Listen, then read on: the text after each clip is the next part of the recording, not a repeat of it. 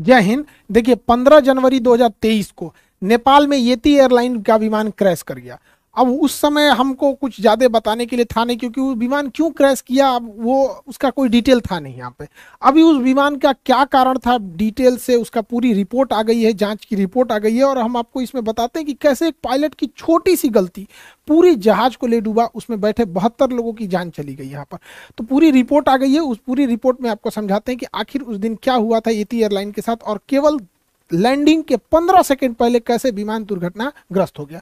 देखिए येती एयरलाइन का विमान जब दुर्घटनाग्रस्त हुआ तो उसके ब्लैक बॉक्स को भेज दिया गया डिकोड करने के लिए, ताकि उसमें समझा जा सके कि क्या था। शुरुआत में ब्लैक बॉक्स ब्लैक थे, लेकिन बाद में इसे ऑरेंज किया गया ताकि इसे दिखने में इजी हो सके, तब से इसका नाम ब्लैक बॉक्स ही है। ब्लैक बॉक्स का दो हिस्सा होता है, एक को बोलते हैं फ्लाइट डेटा रिकॉर्डर।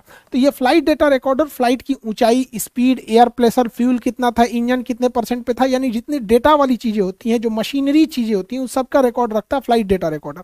और एक होता है cockpit voice recorder. Cockpit voice recorder जो होता है सीवीआर, दोनों पायलट क्या बात कर रहे हैं, एक दूसरे को क्या ऑर्डर दिए, ये दोनों को रिकॉर्ड किया जाता है। ये दोनों को इसलिए है कि मान के चलिए पायलट ने कहा कि इंजन एक मतलब इंजन का पावर बढ़ाओ, इसने कह दिया हम बढ़ा दिए, और उसने बढ़ाया ही नहीं, तो कैसे पता चलेगा कि किस पायलट की गलती है।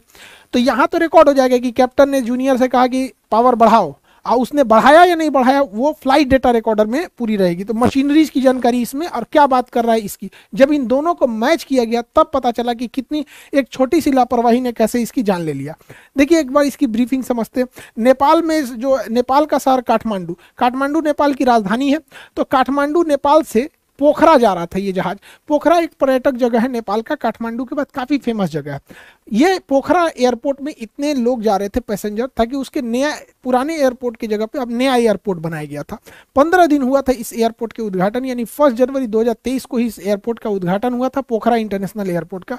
15 जनवरी को यह घटना हो गई। काठमांडू से पोखरा जा रहा यह विमान महज 146 किलोमीटर की दूरी जाना था, जिसे लगभग 35 मिनट में वो ट्रेवल कर लेता।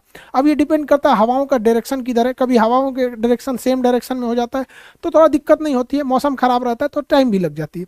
ये 10:33 पर उड़ान भरता है काठमांडू से, और 10:57 पे पोखरा पहुंच जाता है। 15 सेकंड और ये रुक जाता तो जहाज लैंड कर जाता।